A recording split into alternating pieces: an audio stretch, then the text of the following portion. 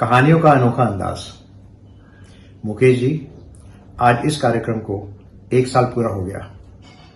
आपने इस कार्यक्रम को इतनी अच्छी तरह से चलाया है और जिन लोगों ने देखा है उसे इतना चाहा है। I pray that you continue this for many more years to come. बहुत बहुत मुबारक और बहुत बहुत धन्यवाद। नमस्कार।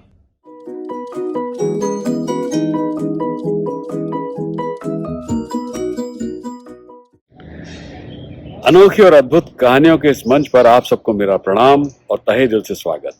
आज की कहानी का नाम है लकड़ी का कटोरा। एक बूढ़ा और कमजोर व्यक्ति अपने बेटे, बहू और 5 साल के पोते के साथ उनके घर में रहने के लिए आया। उस बूढ़े व्यक्ति के हाथ कांपते थे और उसकी आंखों की रोशनी धुंधली हो गई थी। उसके पैर भी ठीक से नहीं पड़ते थे। उसके कदम अक्सर लड़खड़ा जाते थे। परिवार के सभी सदस्य मेज पर एक साथ बैठकर खाना खाया करते थे। चूंकि उस बुजुर्ग दादाजी के हाथ कांपते थे, इस वजह से उन्हें खाना खाने में काफी तकलीफ होती थी। कभी चम्मच हाथ से छूट जाता था और सब्जी जमीन पर गिर जाती, तो कभी दूध का गिलास कांपते हाथों से गिरकर मेजपोश को गंदा कर देता था।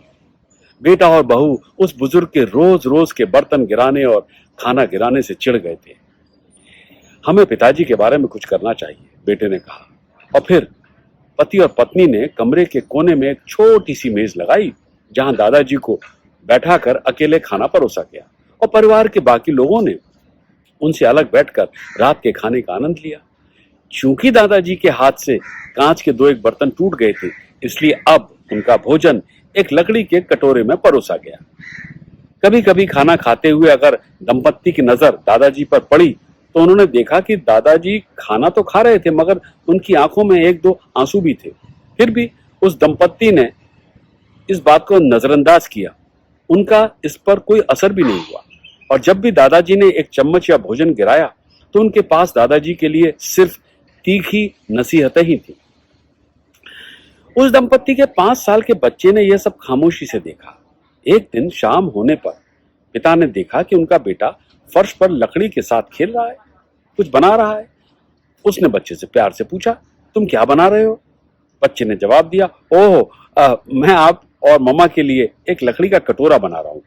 जब मैं बड़ा हो जाऊंगा ना, तो आपको इसमें खाना खिलाऊंगा। और मुस्कुराता हुआ 5 साल का मासूम फिर से काम में लग गया।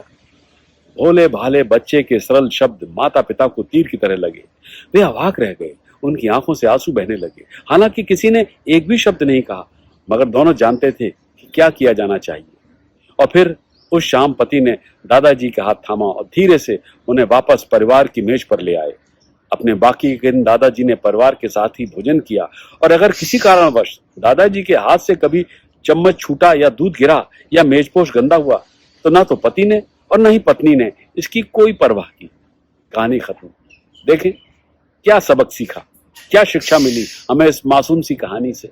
यही कि बच्चे उल्लेखनीय रूप से चीजों को जल्दी समझ जाते हैं। उनकी आंखें देखती हैं, उनके कान सुनते हैं और उनके दिमाग उन संदेशों को लेकर अपने अंदर ग्रहण करके जब्त कर लेते हैं। यदि बच्चे घर में हैं और ये देखते हैं कि हमारे धैर्य और संवेदना का कारण घर का माहौल खुशनुमा है, तो वे अपना जीवन हमारे उस दृष्टिकोण का अनुकरण करेंगे, पालन करेंगे। बुद्धिमान माता पिता वो हैं जो हर दिन अपने बच्चों के भविष्य के लिए रोल मॉडल बनकर बिल्डिंग ब्लॉक्स तैयार करते रहें, जिस पर उनकी संतान का मजबूत भवन खड़ा हो सके।